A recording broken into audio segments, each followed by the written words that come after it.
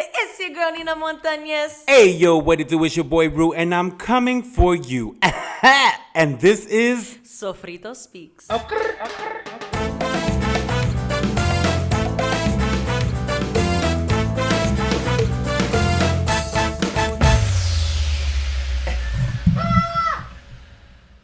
So we lost a piece to my mic, which is why it's looking a little...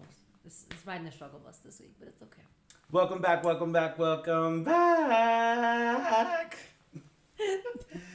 Damas y caballeros y ustedes, welcome back to Sofrito Speaks, Season 6, Episode number 3. Yes. I can't believe we're already on episode... Shout out to our 5 subscribers or whatever. Y'all cute is giving. Thank you. We appreciate that. Let's go right into our first section at Chisme, the part of the show where we let you know what had us fucked up, jodido, and everything in between the past week. You trying to store it off? Yo, mi gente, I had myself fucked up today. I'm not gonna hold you. Why in the midst of me rushing to get ready? Why the fuck? So what happens is I only ever take out my retainer when I'm about to brush my teeth. But I had my cat's hair, a piece of her hair was stuck in my retainer, so I took it out sooner than I normally do. So in my mind, because my retainer came out and I'm used to the habit, I was on autopilot, I brushed my teeth. It wasn't until I was in my car on my way to where I had to go that I realized, oh my God, you didn't brush your teeth.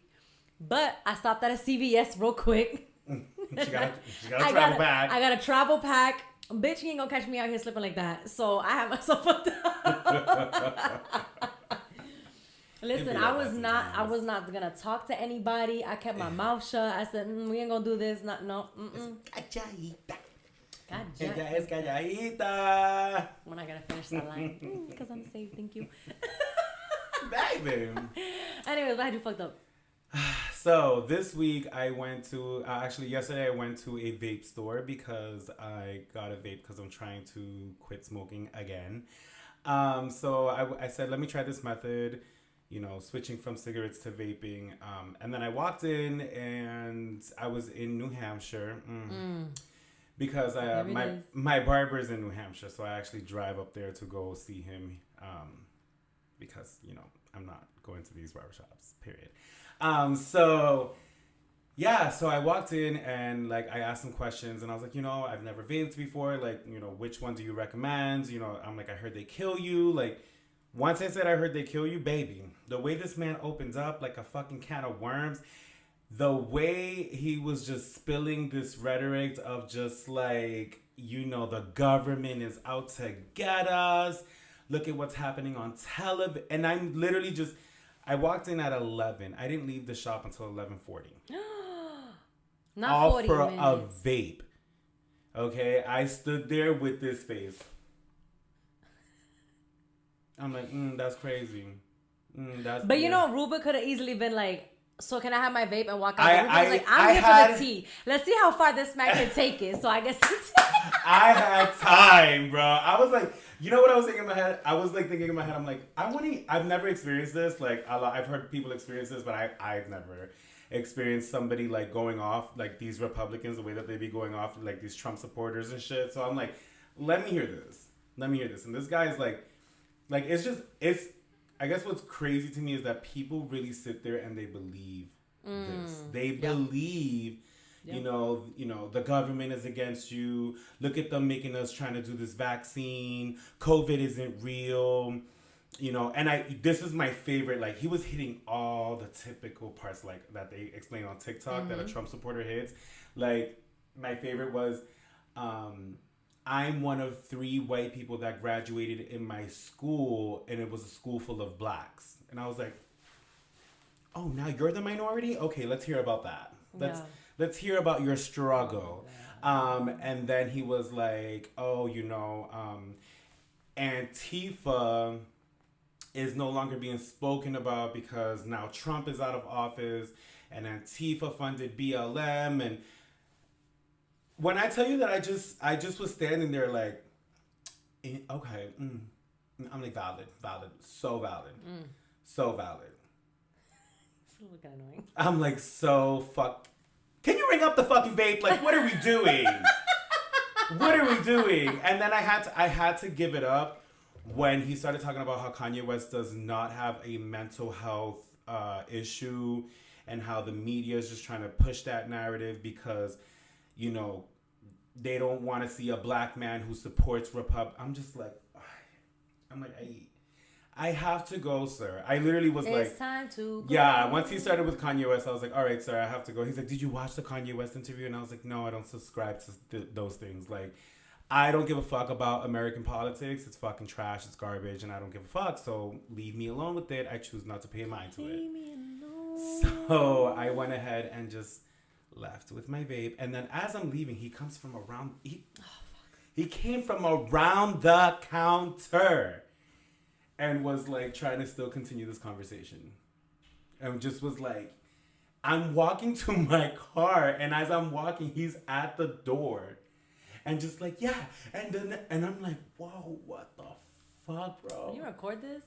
I don't know what I felt like I walked into like, and this is typical. So if you're not from Massachusetts or New Hampshire, this is very typical. Massachusetts and New Hampshire are both very red, Trump,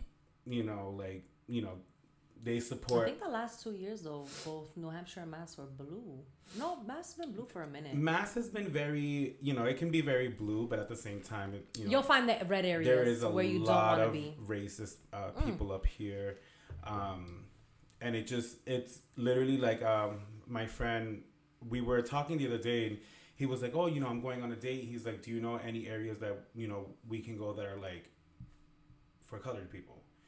And it's so weird because I was sitting at my desk and I read that question and I'm like, yo, this is the world we live in. Like we have to, but like still like, yeah, people I think that during 2020 all these companies put out these statements like, they're for the people, this, that, and the third, but then it's like when you're actually in those situations and you can feel when it was a gimmick. It was that they didn't want to lose business. It was so that way they still like had customers, whatever, members, whatever you want to call them. But at the end of the day, if you are a person of color, if you are part of the oppressed group, you can feel when they're faking the funk when you go into an establishment. So the fact that it's 2022 and you're my friend is literally asking me like, is your friend gay? Yeah. Okay. Like so where to go for a gay, black, colored person. And I was like, that you could be safe. Like it's a safe space. My response was like, I'm like, babes, you're in Massachusetts. We're not in New York no more. Like it's not the same up here. It's very limited for us, and we like. There's a reason why I don't go into certain businesses, certain places. I've had experiences where I have been targeted, and it's just like I don't fuck with it. Like I don't want to be there. I was actually talking to my therapist yesterday about this, about how I feel. He made it to his appointment. Yeah, I did. How I felt how sometimes I feel so insecure in predominantly white spaces. Mm-hmm.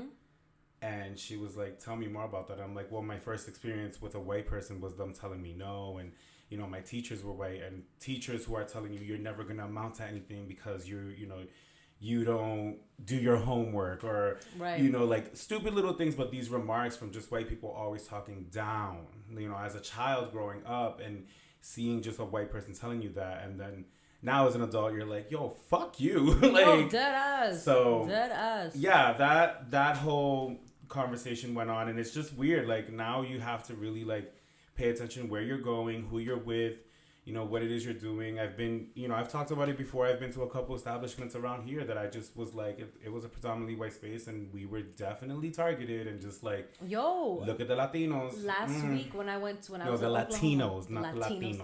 When I was in Oklahoma last week, my friend and I we went for a walk around the neighborhood, and she was on FaceTime with her sister, and there was a bunch of stray pets, animal, like just those dogs everywhere, cats everywhere, and I'm a cat person, so I was hyped because they were like all babies, they were kitties.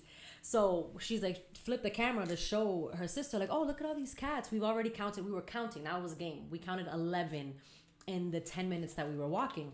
So she flipped the camera, and this white man runs out of his house. He's, yo, can I help you with something? And I was like, no, sir, we're just going for a walk. Ew. Like, that's all. We're just going for a walk. And he was like, no, because you guys are taking pictures of my house. My friend was like, turns the phone and says, I'm on FaceTime. I'm literally showing my sister, like, where I'm at and all the cats that you have in your yard. That's literally it. And he was like, oh, all right. Yeah, no, I'm sorry about that. And then I happened to just look across the street and there's Confederate flags everywhere. And I was like, bitch, we gotta go. Yeah. We gotta go back. Like, it's giving First 48. It's giving Trump land. We need to go. Yo, I walked so fucking fast back to our Airbnb. Listen, if it wasn't for Transformation Church, I would not have been in Tulsa, Oklahoma. I'm gonna tell you that right now. Yeah, and that's the story for majority of this country. You know, as crazy as it sounds, as advanced as we are in a lot of things, there's a lot of things that we're still so behind in, and it's really because like what they're pushing on television and how people are perceiving the United States, like how they refuse to be educated, how they refuse to be. I love watching people that are not from the U.S. that. Oh my God, on TikTok? Speak on the U.S. And I love reading the comments because, like, Americans are upset. And it's like, no. Like, they got a point. No, I love when they're like, they're really big. Like, they're really big. They like to eat a lot. And I was like, yeah, accurate. Because the FDA don't give a shit about it. Right. Anyways, I guess this is a great segue to head into our next section, which is... Ay bendito.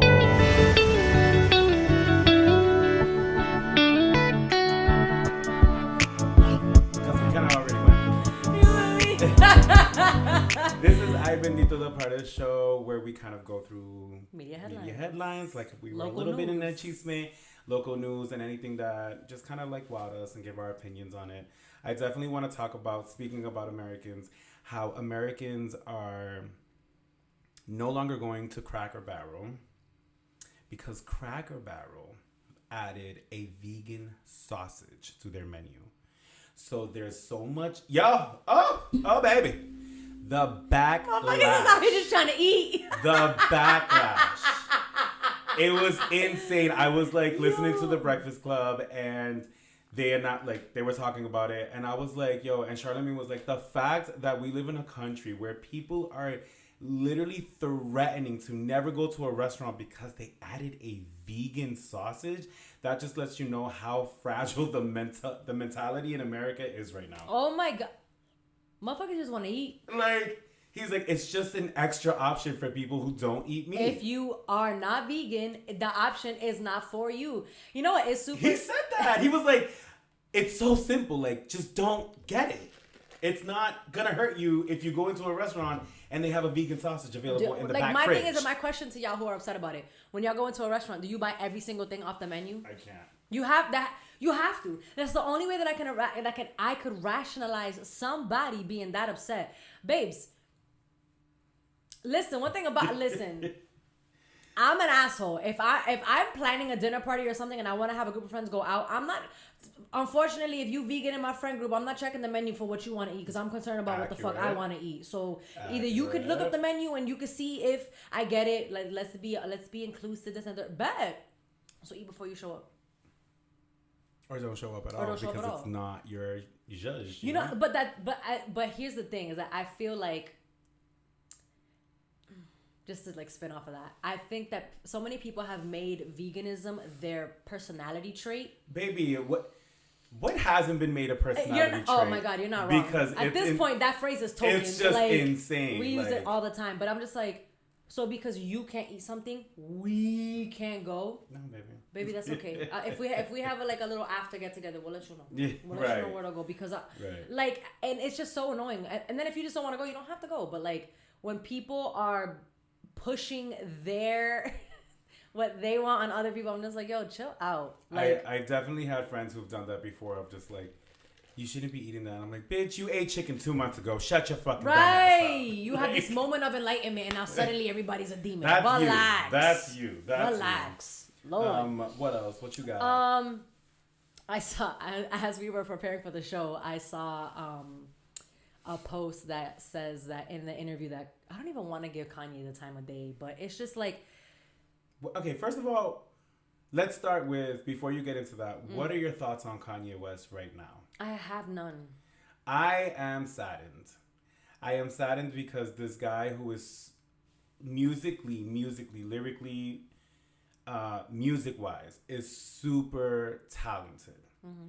and to see how he is now portrayed, like this is a clear cry for help. Like this man is delusional. You know, the things that he's been saying, it's insane. Here's the thing though.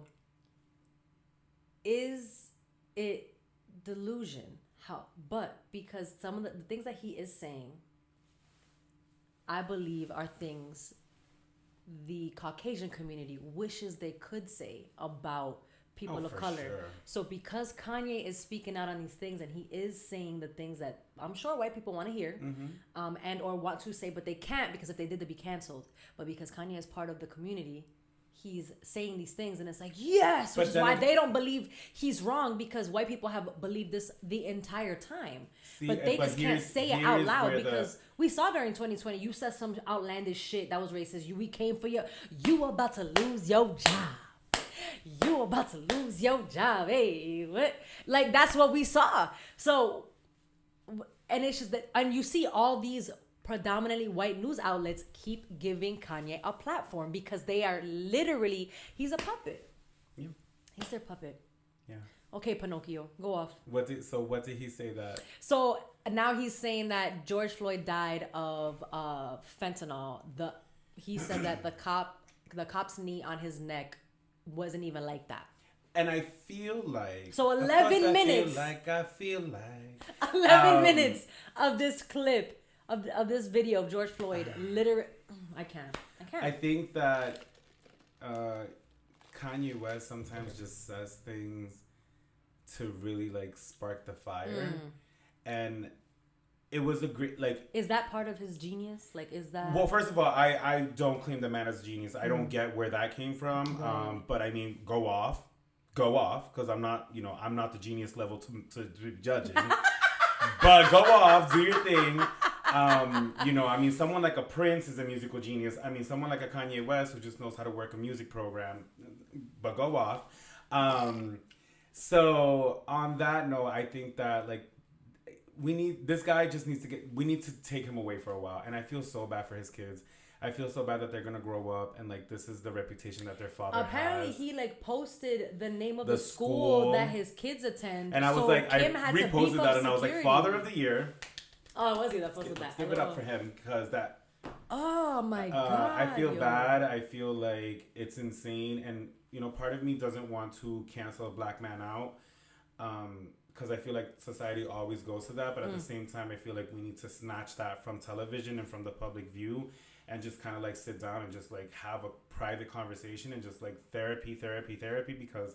Well, Diddy reached out to him and was like, yo. And then he kept posting it. Like, but I'm sorry. Kanye has some of the best one-liners. I don't give a fuck what anybody says. Wait, he did say something. He said, I accept your apology in advance. He's delusional. Which I think is so funny. I think it's so funny. It's just I don't know. I pray for him. That's wild. Candace, his sister and lover, Candace Owens, who we don't really talk much about here, but I recently saw a TikTok. I think it was this morning of a girl who was it was on Hollywood Unlocked, of a girl who went to high school with Candace and how Candace was bullied by so many people, and one of them being the mayor's son, and they bullied her because she was black. And the NAA, like, it was a big story in their town. She got a payout. And she got a payout. Like, the NAACP backed her up. And then, like, now to see who she is and how she's flipped that. And, like, now she's against black people. I'm not going to hold you, though. I feel like there's a certain level. When you reach a certain level of success or however you get there, for lack of a better term, we'll call her successful. In the white man's eye. I feel like you gotta know that your past is gonna come back. Like, there's no way you talked all that shit and nobody was gonna recognize you, or you had the platform that you have and nobody was gonna recognize you and out you. So I feel like she was waiting for it to happen, and I'd be curious to know what her response is gonna be, because I think she's too smart to know that she was gonna go untouched when it comes to her past making its way, resurfacing. Does that make sense? Yeah, I think that a lot of celebrities do this where they their past comes back up, and then it's immediately to deflect. Like they're just deflecting. Like I'm curious to know like when she's gonna issue a response to that. I think she probably won't. I think she'll just probably like let it pass. The naysayers, and then she's gonna keep going. Yeah, and then... the typical line, and then Kanye said that Lizzo was. Not us saying we don't want to give him any attention, but yeah. No, but this ran into my head because like when I heard the story and like I heard his interview and I was like, how the fuck did Lizzo get involved? He was like, yeah, and Lizzo's trainer be minding her own business. Lizzo's trainer is my playing friend. Flutes in monumental. This is why I want to bring it up. Because, you know, the comments were making a good point. They're like, yo, why is everybody always on Lizzo's case about her weight? But when it comes to men, it comes to men, we're okay with it. But when it comes to women, it's a fucking issue. It's a joke. It's this, it's that. It's like, and I was just sitting there and I'm like, yeah. Like, it doesn't make any fucking sense. Jonah Hill. Who else? Like, there were so many. Like, these men need to fucking get their shit together too. The fuck?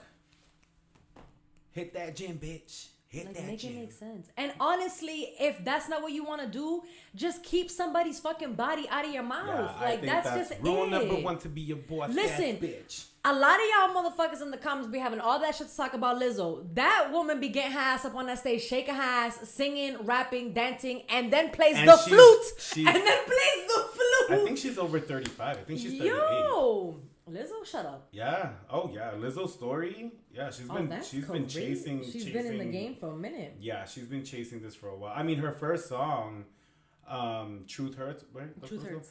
Yeah, that song actually had released 2 years prior to it blowing up. Yeah, and it blew up because of Somebody Great on Netflix. Oh, really? It was that show when oh my God, what's her name? I think I did. I think I saw it was that one scene where she broke up with her man's Nate, and then she was like all upset, and then her homegirl walks in, and she was listening to this song. Her homegirl like hyped her up, and they started going dumb hard. Yeah. That blew That's up. That's what that girl that she's a little Jane racist. the Virgin. That she was like a little racist or something. Why was she a little racist? Something happened that she was like. Time out. Can we just talk about how all the leading Latinas in music right now are all light skinned? Who's Karol G. Karol G. Anita. Becky G. Is Becky G? Rosalia. Just kidding. Like I just and that's no diss. Sis, get your bag, de lo mío, mi gente, all of that. You cannot sit there and fucking tell me that there is not an Afro Latina. Shout out to Amara La Negra. She just had twins, but I don't really listen to her music, so I don't really know her music like that. But like I know she was like about to start trailblazing, and then she has babies now. So she'll probably like have a great comeback, whatever. You cannot sit there and fucking tell me that there is nobody that across the diaspora of what we know as Latin America, that these are the only faces that we have for representation. Like it doesn't correlate. It doesn't make sense to me. And then it's like, it's still that, oh, we're inclusive because she's Latina. Yeah, but they literally are your standard of beauty still. I think that we have to go back to these countries where these artists are coming from, because, and I'm not saying jump the gate, but what I'm saying is that in their countries, like they're blowing up there first before they're coming over here, or what I think is also happening is that they're skipping that. Like, I'm not gonna blow up here in Brazil, for example. I don't know. In Brazil, I'm gonna go to America and try to blow up there. Mm-hmm. So I mean, I guess what I'm trying to say is like we need to look at like who their country is bringing up and bigging up before we can say like, why are we always just having light skinned Latinas? Don't you think? Yeah, I mean, yeah, because I mean, there's still deep-rooted racism within our own and colorism within our own. So I think it's a message to the people. That's what they're pushing. I just, it just. But we do. I couldn't tell you. Who is doing her thing, and she's a colored woman. So. And I love her. I don't know who that is. Sorry. You don't know Tokisha? Man, listen. I literally. We gotta put you on. I'm the worst. I thought Karol G, Becky G, and Rosalia were all the same fucking person. It's giving prima. I'm gonna keep it a whole buck. I was just having this conversation last night. I thought they were all the same person. I don't listen to any of their music. Like, if someone's like, you don't listen to so-and-so, and can we just, why do y'all be offended when it's like, oh, I don't know who this is? You don't know who this is? Diablo, they cut you a check every time you mention their name? Why are you so upset? Listen, the stand clubs, we're out here. We're doing it. I literally can't. And there's Anita. Who? Anita. She's really good. I actually got put onto her from the VMA performance. I was like, who's this shorty? But I like her. I want it now. But anyways, to bring it on over in the spirit of Latinidad, and with the last day of Hispanic Heritage Month being yesterday. Period. Adrienne Houghton signed a deal with NBC that, yeah, and I kind of knew, but like wasn't sure. But was the first Latina. No, she didn't. We're not friends yet. I'm not gonna hold you. This look is giving Adrienne vibes, anyways. Oh, baby. So she was the first Latina in daytime television. Mm-hmm. I know that. Because she just kept saying it's season 1. I kind of knew, but I didn't. La primera Latina. Like, I don't think you guys understand. And then they had J-Lo with on. her tiny fingers. Adrienne, I love you. She's fun size. We love Adrienne here. But yeah, so she signed a deal. So she's gonna be taking part in like mini projects and things like that. Really? With NBC, and it apparently was like a super lucrative deal. And I don't know why. For some reason, it's because I think I grew up like thinking we was like sisters or something. But like watching her success and her growth in her career, like whenever I see her post something, I'm like, let me tell you something about you got Miss this, Adrienne. sis. Like, I don't know what. Well, you're not getting an album, my guy. If you want to listen to her, you're gonna have to listen to her man's album. Like, but what I am gonna say about my good sis Adrienne is that one thing she knows how to get to is a bag. Okay. Yes, she is a boss. Her and Miss Notary Naughton, baby. When I tell you they left Real W and they said, "Who? No, baby, we're not paying attention to that no more." But yeah. They definitely know how to get that back. Yo, like, Shorty said, I'm going to sell fake jewelry and make a bag. Not fake. Okay, we're not doing that. Not like, fake jewelry. Well, I mean. It's good quality. It's good quality. You're not I wrong. bought a couple pieces. Oh, what'd you get? I don't remember. It was mad random. I was like, oh, let me buy this. No, but like she literally at one point on the show was like, yo, I wish they had this. I wish they had this. And she'll say like these earrings are this high low, mi gente, high low. That's what she says, high low, yeah. And she's talking about, she was like, why don't I just create it myself? And that's exactly what she did. So it is better quality. Una casa. Baby, did you see her sisters, Claudette's? When I see all things Adrienne and I watch like the house tours, I'm just sitting there like, one day I'm poor. Like, yo. It's not even that. I'm literally just like, wow, I'll have something like that someday. Like, she literally built a tree home. Like, one of the latest episodes. Not a tree house, a tree home. That's what, because it's like, it's glammed the fuck out. Like, it's, and it's on a tree in her backyard. I was like. In case family or friends want to stay over, but they want to have their. Chill up there. Get it. Yo, be like, yo, me and my man's gonna be in the house. Tuyo. Well, anyways, but yeah, so I just wanted to shout that out. I love Adrienne. So with that, I just think she's dope. What else? I feel like there was a lot that happened in the news this week, but like in the news this week, I mean, I haven't been paying attention to the news, but with celebrities, I don't think anything's happened in Lawrence that I can kind of pinpoint. No, I mean, yeah. All right, let's close this section out and head over to our next section, which is Caldero Talk.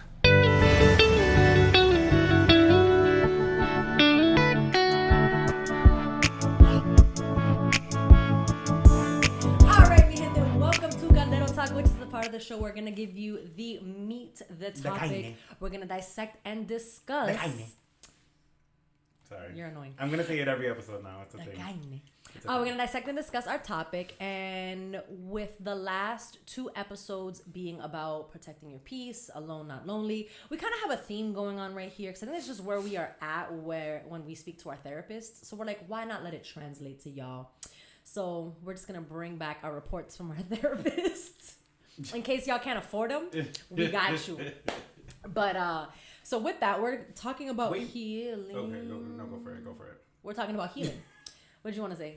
I was just going to put a shameless plug. Like, if you are looking for a therapist, there's a website, psychologytoday.com, where you can enter your insurance and they will list therapists who are currently accepting clients. In the mental health industry is definitely short-staffed, but you can also call your insurance. A lot of people do not know this. You can call your insurance, and your insurance will be able to provide you with a list of clinicians nearby who are doing either virtual or in person. So my therapist is virtual. I'm not gonna hold you guys. A lot of therapists are actually. I wanted the whole shebang. I wanted to lay on the long couch with tissues next to me. I don't want to go anywhere. I wanted to sit in somebody's office and like really, because like sometimes it lags and it's like, oh, what did you say? And it's like, oh well, the feeling's gone because I don't want to say it again. I'm sorry. But you know, shout out to my therapist. I appreciate her. But she is online. I would eventually like to find somebody that I can go to their office. And really put forth that time. You know what I mean? But with that, so today's topic, I had it written out. Healing is hard. And I wanted to talk about this because I think when we talk about healing, we think that just because we've moved past something that we're over it. Just because we got past it, that just means time has been in between the said event or situation and the present.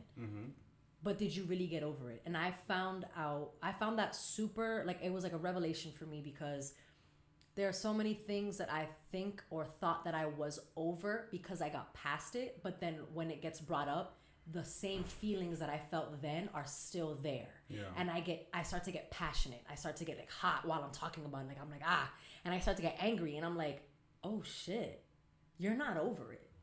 You know? Or like for me, like when I sit with my therapist and I have to talk about my past, like I get so emotional.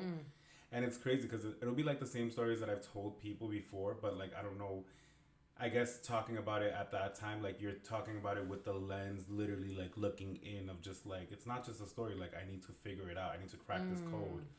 So yeah, so with that, it's like when you're healing, it requires a level of vulnerability. And a lot of us, and the reason why this podcast even came about was because we wanted to talk about things that were taboo within the Latin community. And, you know, our feelings is something that was always being dismissed growing up, and it was be seen and not heard. So now that we're adults, we are literally undoing all of that we learned, you know, like especially you as a male. Like, why are you crying? You're a boy. Boys don't cry. Why are you being a little girl? You know what I mean? And that I hear parents today say those things to their kids, and I'm like, that's not okay. Like, they're upset. Let them be upset. It has nothing to do with a gender. They're just upset. So what I had written down was, healing is hard because it requires you to surrender to hurt that you felt or have been through. When I say surrender, I mean acknowledging the fact that you have been hurt, and it requires you to have to put your ego aside to fully embrace the healing process. And that's difficult because that means that you have to submit to vulnerability, but sit in that and feel it also, that you can properly heal. I think a lot of the time we run from our feelings because it evokes this feeling of weakness. And I think what's so beautiful right now in the culture as a whole, not just Latin community, but just culture as it exists today, is that mental health is the center of a lot of conversations. And some people are sick of hearing about mental health, but if we would have addressed it the way it should have been addressed, it wouldn't feel like an over exaggeration. It wouldn't feel like it's too much. And I feel like it's only too much if you're not ready to have those conversations. Important. Yep. You know? But I definitely think that if, you know, people are feeling tired of hearing about it, it's probably because you're listening to the wrong perspectives of the mental health. You know, if you've already healed from something and you continuously keep hearing about it, yes, you're going to be tired, but move on to something else. Move on to voices that are kind of reflecting what you have been wanting to heal from. Being vulnerable is not easy. Starting this podcast, I realized that one of the reasons why I wanted to start a podcast was because I never had a voice in any of my relationships. I never had, you know, like I felt like there was never a concrete thought from Ruben. And like everyone knew me like to be dancing or to be funny or the party friends, but I was never being put in the light of like, yo, this guy actually has something to say. And that kind of bothered me. And I was like, yo, I have so much to say. I have so much, story, so much journey that I've been through that I feel like other people can relate to. And I had to be vulnerable. Is that light falling? Is it? No. I had to be vulnerable in order to open up. And I remember I was talking today to one of my friends about our first episode and how we had to literally re-record it, 2 or 3 times because we were so closed down, like so closed off from trying to be open. And I remember we were literally strangers. Closed off from trying to be open, like Jesus Christ. Closed off from like trying to like open up is what I meant to say. We were literally strangers. Like that was the first, like that was like one of the few times that we had hung out, and we were just like, in years. Now we're going to unpack in front of each other. What? And the reason why I think that this team works so well is because of that, because we were able to look at each other and be like, okay, well, I'm not going to judge you if you're not going to judge me. And I'm going to let you, share your journey, and I'm never going to point a finger at it. I'm never going to make it feel smaller than what it is. Yep. And you do the same with me. And I think that helps, right? And if you look at our journey and if you listen to every episode, and it's crazy because it's like a period of our lives these past 3 years is literally documented. And we're literally being vulnerable. So it's like, I look forward to the day that like this sounds weird. I look forward to the day that I know, that I might not be feeling well, and we don't, this podcast has moved on, and we've both moved on to our individual endeavors, and we get to keep running back to this to have as a reference point of just like, yo, like you already went through this, like you have the answers, the answers because you gave the answer. So being vulnerable is not easy, and I think like my therapist kind of brought that up yesterday, where she was just like kind of pinpointing why I don't like being vulnerable. And that shit was a like an aha, like she saw it on the camera of just like, are you like, did you get it? And I'm like, goosebumps. Yeah, like goosebumps. And it's like, it's because literally like, think about, like I was telling her about like how I don't feel confident. I don't feel like my looks, like I prioritize looks a lot. And I feel like I haven't been able to like, when I was in my 20s, I was a hit in the gym and I was like doing all these things. And then I turned 30 and it was just like I don't want to go to the gym. I don't want to work out. I don't care about my body. And just that constant negative thought of just like, I don't care. But in reality, you do care, and that's what she was like, you do care because you keep thinking about it. Like you keep telling me about your health and how you're worried about your health. She's like, you know what you need to do. But the problem is that you grew up. From what I've shared with her, I've grown up with people who have always told me that I don't know and that I don't know the answer. And that has always created this like feature in me where it's like, I can't commit to something because it's like, I'm just like, in my mind, I'm here, there. Like, I don't know what to do. And I grew up, I had one relationship in my life, and that relationship was very toxic, and that person was like, we were both toxic to each other. And just like when I was telling her things about my body, and she was like, did your partner ever tell you that? And it was that moment that I was like, holy shit. Like I started crying, and I was like, that's where that's stemming from. I'm like, because prior to that relationship, like I was so in love with my body. I loved my curves. I loved the way that like my stomach was in, and like things that like you don't realize like how much say an intimate partner has over you if you don't feel a way about yourself. Like there are little things that like that became insecurities because somebody pointed it out to me, and it was not ever something that I thought twice about. And then it's always fun though when you meet someone who enjoys those parts of you, because then you're just like, hold up, who sent you? It is what's going on? It's interesting, and it's also weird. Like I remember there was a point in my 20s where I did gain a little bit of extra weight, and I was intimate with somebody who was like, yo, you're fucking beautiful. And I was like, come here, baby, we're gonna do this right now. I was like, well, that's weird. What you want? That's weird. But, I mean, it goes to show that not everyone is, not everybody wants the bill, the bill or the figure. And that's why it's like, you can't go off of looks, right? Because there's a lot of people who are at the gym and it's not because they want to be. It's because they're literally like, I think that there's this mentality of just like, if I don't look good, I'm never going to get someone. That's where the validation lies. There we go. That's that part. No. So, yeah. It's quite interesting. I'm meeting with my therapist this week and I'm like super hyped to like talk to her about like my revelations. I specifically, so for me, it was super important that I had a therapist that was also, God-fearing, to which was super interesting because when I specified that, like when I was looking for a therapist, I got an email back from the company that was like, oh, we don't ask our therapists or our counselors like what their religious background is and blah, blah, blah, blah, blah, blah, blah. However, when I was shuffling through the Rolodex of people I could pick, and it was important that it was a woman of color, it was between three women. And I was like, oh man, like I want someone that like is gonna give it to me straight. It's like whatever, like it's just just gonna just serve it up. And I kept coming back to this one girl, and I kept looking through. I would put it to rest for like a week, and every time I would like keep looking it up again, it was just this one girl, and I was trying to change my criteria. I was trying to plug in all these things. This one girl kept coming up. And then one day I finally was like, you know what? What's her availability? Click. And right before my trip to Tulsa last week, I met with her.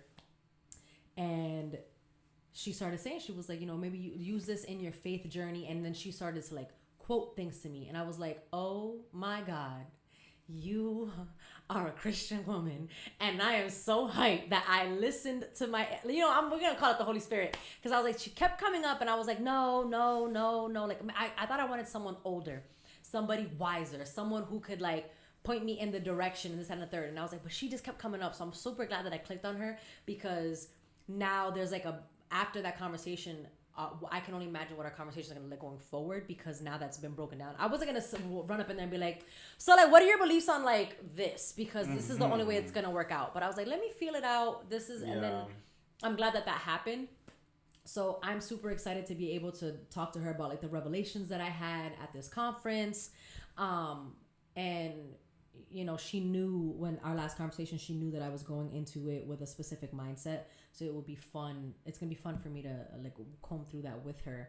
Cause we are starting really slowly on like pinpointing what areas, we need to focus on. And one of the things we did talk about was like, what does it mean to me? Or what does that look like? And that's important to know. Cause a lot of people, I feel like when they think about healing, they think that it's such a quick 1, 2, 3 thing. No, literally, like it's you're gonna put a Band-Aid on it. It's gonna scab over, and then it's done. The healing never ends. You just find new ways to deal with it, right? Yeah. So it's like that's why I said earlier, like when the day comes that I'm not feeling well, because I suffer from depression. I'm always gonna suffer from depression. It's never gonna go away. But I just need to learn how to deal with it. And referencing back to this podcast probably will help, and probably will be like, yo, you've been depressed before, like listen to yourself, like, so it's pretty cool. Yeah. But what we totally we just be going on what was being vulnerable, so yeah. How do you feel being vulnerable? Does it scare you? Being vulnerable does not scare me. What scares me is who am I going to be vulnerable with? Because I'm very vulnerable on this podcast, and I'm vulnerable with you, and it's not a thing for me. I would never want someone to mishandle my vulnerability and or weaponize it. And I feel like there have been moments in the past where that has happened. Yeah. And then when I take a step back and I look at it as a whole, those people were either narcissistic, mastermind manipulators, and the reason why I felt the way that I felt was because that was who they were.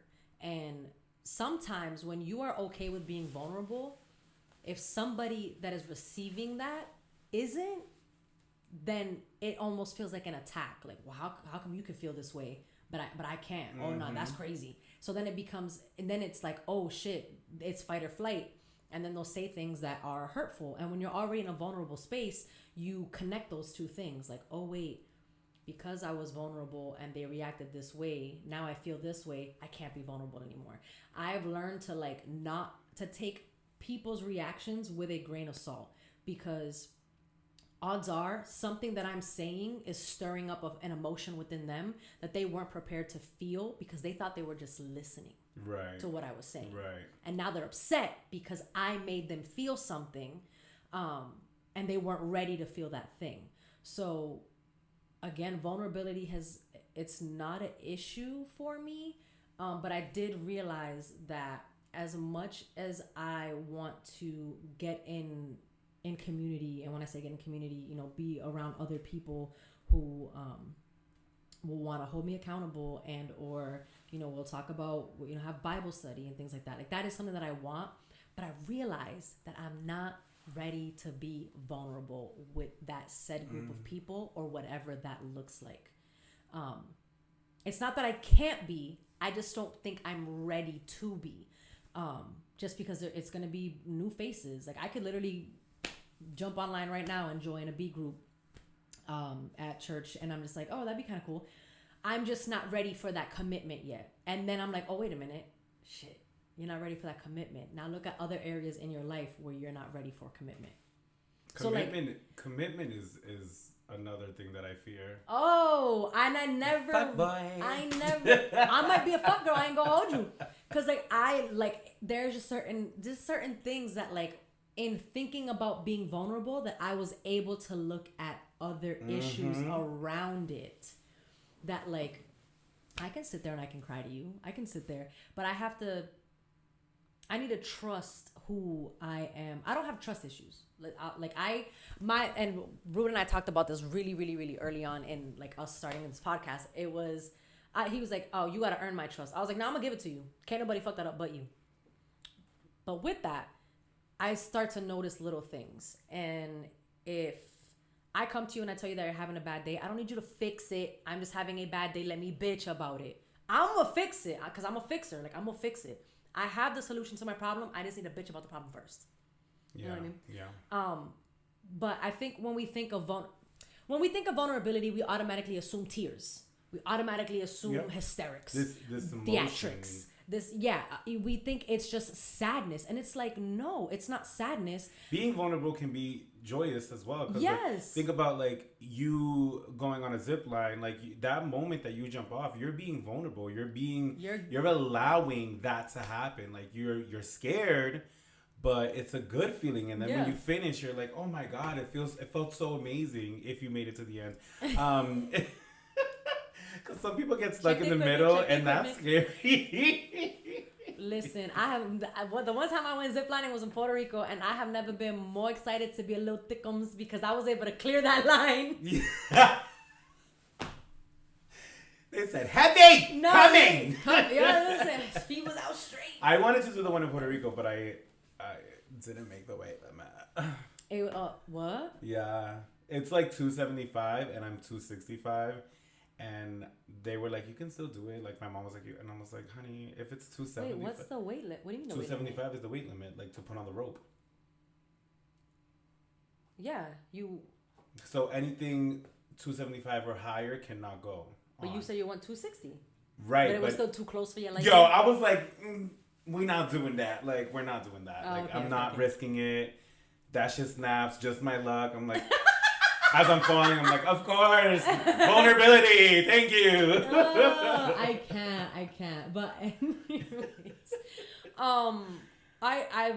I've learned, and in my last situationship, when I was being vulnerable, it wasn't reciprocated, that, like, it wasn't being digested, like, it wasn't being taken into account that, like, I felt this way, and in that moment it was sadness when I was being vulnerable. But I have met people since that want to know, well, why do you feel that way? And want to dig a little deeper. And at first it was like, hold on, wait a minute. Why do you, who sent you? Like, it's different. It's different when you get around people who are also healing. Because people say that they're healing all the time. Here's the difference between saying you're healing and actually healing. When you're saying you're healing, it's clickbait. Sounds nice. Oh shit, you got my attention because you use this word. Actually healing means getting into a space where you're now applying the things that you've learned in order to not continue to do the things that you were doing. If you are seeking therapy, you're in therapy and you're just talking to someone just to talk to someone because you don't want to talk to your friends, you don't want to talk to your family, so that to you it's like, oh yeah, I'm in therapy. Okay, but like, are you applying the conversations that you're having with your therapist to like real life? Because if you haven't changed, then what really is the purpose? Right. You're not healing. I want to say you're almost regressing as opposed to progressing. Because if you're going to progress, it means that you're going to confront the things and or the people or the environments that made you feel the way that you feel. But when you're regressing, it's just kind of like, I'm just showing up. You're just clocking in. You go to therapy, you're just clocking in. I did my time to go. And I've met people who have openly spoken about therapy, but they haven't changed. It's almost like they've gotten worse, but think that they're in the right because they go to therapy. We know a couple. And that's difficult. Like, how do you tell someone that they're healing wrong? You can't. You don't. Because everybody's healing looks different. You know, and you don't, because you also don't know if they're healing right, because maybe they have to do it this way in order to be able to understand. Like, I recently this week had to ask someone, like, have you never been held accountable before? And they were like, yeah, I get held accountable all the time. I was like, your job doesn't count. Showing up to your job doesn't count. But in your relationships, in your friendships, are you being held accountable? Because I'm trying to have a conversation with this person and hold them accountable for a way they made me feel, and they weren't paying attention, and it was pissing me off because I'm like, damn, I don't even know when's the next time I'm gonna talk to your ass, but you need to hear this. And it was just like okay, is this making you feel uncomfortable? Because imagine how the fuck I felt. And I'm trying to tread lightly while I'm having this conversation so you can hear me, but you're not even listening. Healing's a bitch, man. Healing is a bitch. Yo, healing is a bitch. And healing is a bitch. I'm going to catch that bitch outside. Yo, literally. Healing is a bitch because as much as you want to do the work and help aid others in theirs, you can lead a horse to water, but you can't make them drink. And this is where I'll draw the line, because I stopped trying to help others. I've stopped trying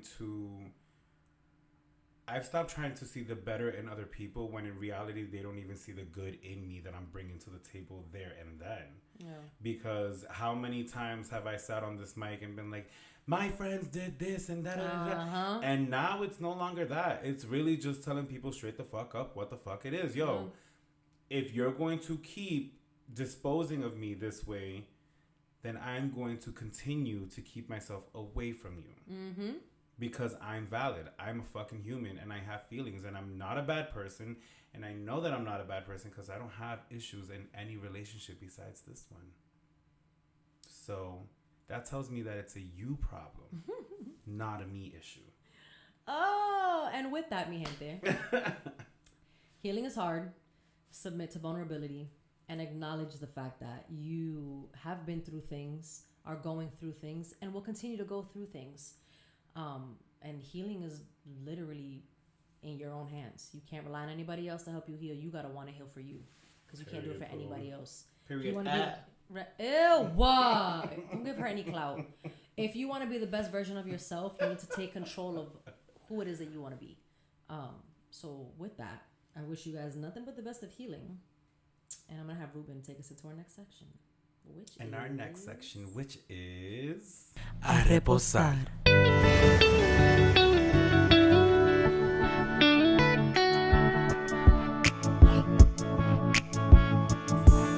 Welcome to the last section of the show, Reposar, where we let you guys off, on a positive tip with a little quote and a couple announcements. You want to start us off? Not the off. Not the off. His New York style kicked in. Let's stop playing. Do I have any quotes today? I know for the last 2 episodes I've had the same quote. Actually, no. You know what? In the spirit of healing, I guess I'm just saying, heal for yourself. Because no one else is gonna do it for you. Hey, okay. You're gonna laugh. I am going to say this, and only because, oddly enough, I had a dream about this animal last night, and now I realize why. Well, no, not that now I realize why. I still don't know why I had a dream with this animal, but it just came into my mind right now, and I'm gonna say Hakuna Matata. You dreamt about a warthog? Yes. That's weird. Yes, it was very weird. I'm mad that I immediately thought warthog and not a meerkat. It was very weird. Yeah, in this dream I just like looked at, and it was albino. Yeah, it was insane. We'll look it up after. What does that mean? So I'll say that, and then I do want to announce, like, thank you to our subscribers. We have every other week again on every even episode we will be releasing strictly for subscribers. You will be able to get a audio play and also a video play. On top of that, I want to just remind everybody that we have a lot of merchandise available for sale.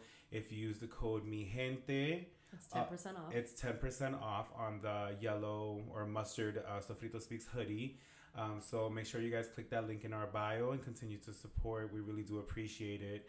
And it doesn't go unnoticed. Yes. And yeah, and my name is Rosales, and I'm blasting off. And I'm Nina Montañez. Stay blessed, mi gente. Oh,